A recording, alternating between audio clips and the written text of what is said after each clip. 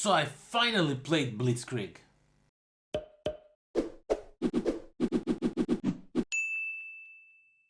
What's up everybody, welcome to the Life of a Board Gamer. My name is Daniel and today we are going to finally review Paolo Mauri's BLITZKRIEG World War II in 20 minutes.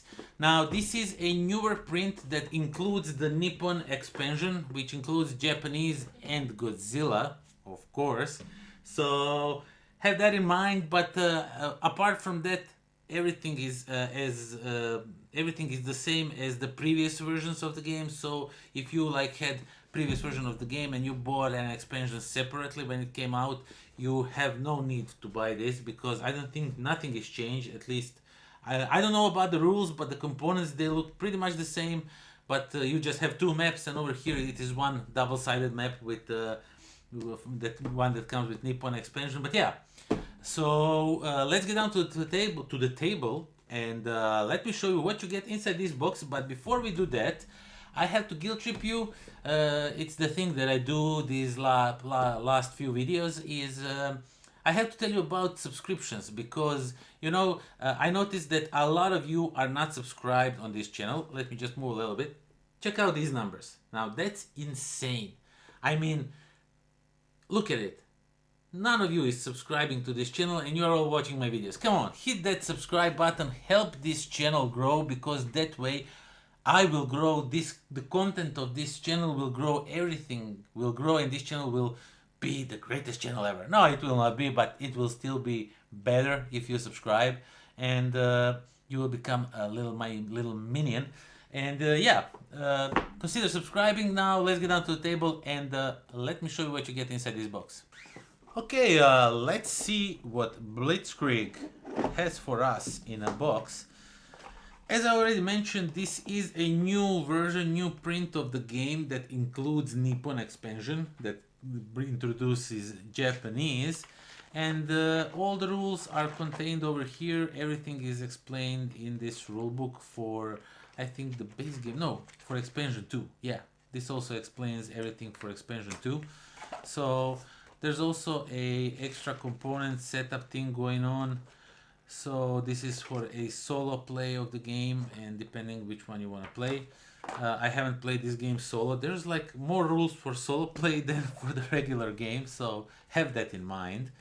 Also, what we have here is Nippon. This is expansion board. The board is double-sided, so basically this is the main game, and over here we have the expansion. So the main game, you have these theaters of battle that you will be battling over, and you will try to win it, and whoever first goes over 25 is the winner. At least who goes furthest over 25 is the winner, if both players cross this 25 thing. But what happens is, as you can see, there's few different theaters, and there's brown or blue or brown and blue spaces, because there are three different types of units in here. You have ground units, you have air units, and you have sea units, ships of sorts. So when you pull out the ship from the bag and you want to play ship on a board, you will play it either on a blue space or on this one. And of course the same goes for the ground unit. Ground unit can only go on a brown spaces or combined, and air units can go on any space you want. And there's different icons, because these spaces will give you different things, different rewards, like points. They will give you these advanced units, or you can bombard and destroy tokens from behind other players' screen, or you can move in the other theaters, advance, stuff like that. And basically you will be always fighting in the first row of each of them, and you can't go onto the second one until you filled all the first row, and then you can go on the second one. And if any of the players goes over here, it automatically wins the entire theater. You can't play it anymore. So that being German or British, you can then claim all the other rewards that are visible, stuff like that. And yeah, you will be battling over it and go to 25 points. On this side, you will also do that. You will also go up to 25 points, but you will just start in these four theaters. You will start in Boston, Jacksonville, Honolulu, and Seattle. And Seattle, this one. And once you are finished with one of these, as you can see, there are arrows leading to other different theaters, and then you will try and decide which one is the best for you, and you will try to win it, like unlocking that as the next one. And like from the previous board, this one, if you go all the way up to 3, that means that in the next theater you will get a little advantage of 3 depending which side you play. Over here you will play either as a German or as a Japanese. So yeah, that is that regarding the boards. And that's the biggest part. Of course, each player gets a little screen to hide their chits because you don't want other player to know what you have behind it. Of course, you get baggies to use for the game. The Japanese don't get their own bag, so you just use one of these. For the other player, there's solo components. Haven't played this game solo yet, so yeah.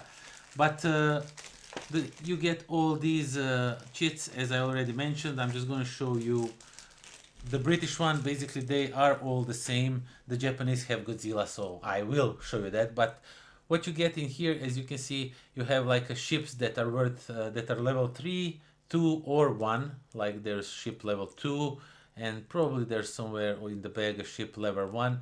That means just how much spaces you will move on the board when you put it in some theater. For example, I put it over here. I just move 3 spaces on my side or on the other side if the other player plays it, and it's like a tug of war left and right. So you will be putting ships, you have tanks, you have airplanes, you have some commanders that will give you different abilities, and all of that is described behind this shield. It explains you where everything goes. So this is really handy stuff, nicely thing to have. So there's also these advanced technologies that you can find. So there's like a ship level 4, or there's a nuclear warhead. If you throw this, you can get 7 in that theater but lose 2 in all other theaters. Or there's some scientists, partisans that come with different expansions, like tanks level 4, or airplanes that are just 1, but you get to bombard the other player and destroy some of their tokens behind their screen, which is always a nasty thing to do. And of course, the most important thing, if you buy this version where you get a Japanese expansion, is none less than, come on, where are you? Where are you? Come on, where are you? Okay, here it is. Check this out. Let me just center it over the camera. It's a freaking Godzilla, and it's a 4. It does nothing, it's just 4. It can go on a land, on a water, but it's a Godzilla. So yeah, that is that. You also get some tokens, like cubes to track points, different things. But I'm seriously thinking about upgrading this from, I have like this bunch of Axis and Allies components. So I'm thinking about upgrading these things, maybe give this game a little bit of more of a shine. Oh, this one goes over here. But yeah, basically that's everything that comes with Blitzkrieg. Okay, so that was Blitzkrieg, a World War II in 20 minutes. Now, I know that this game is out for some time now, for a considerable time now, and I know that you already heard everything about it, but you didn't heard it from me, so sit down and listen. This game does what it says. It does a World War II in 20 minutes. I don't know how they did it, but they did it. And they did it in such a fun and interesting way. I just love pulling those cheats from the bag and trying to outsmart your opponent. Of course, I played these with Slaven, as usual, and he kicked my ass, I think, every time. But yeah, you are probably asking yourself, why have I just now played it? Why haven't I before? And I have no valid answer for it. I know why I played it now, because I also have a Caesar Rome in 20 minutes, or however it is correctly called. And I decided if I'm going to have that one, if I'm going to enjoy that one and play that one, I have to first play where everything has started. I apologize. So yeah, I did get this one. I played it and I thoroughly enjoyed it. It is such a wonderful game. It is very abstract, so there is no like great units to battle over the board or anything. As you saw, the board is pretty simple. It's more of an abstract board, but the way you choose which field theater of war you want to participate in, where you want to push more. Because at one time when we played it, I like my first draw was 3 ships. Like I had all the ships, so obviously I wanted to go to that theater of war where there's only like water spaces on few of them, or on the start of the few of those uh, spaces there's just only water, so you can play only ships over there. So of course I wanted to go there because I knew I can strongly contest that one, and I knew that I can't go where there is like a mixed spaces or just ground spaces, and I didn't have any planes to go wherever I want. So all those little tiny strategies.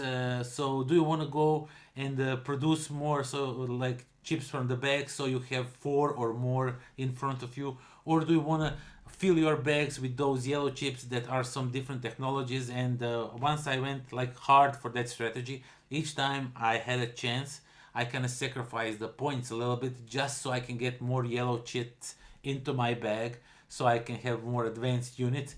And I haven't pulled a single one.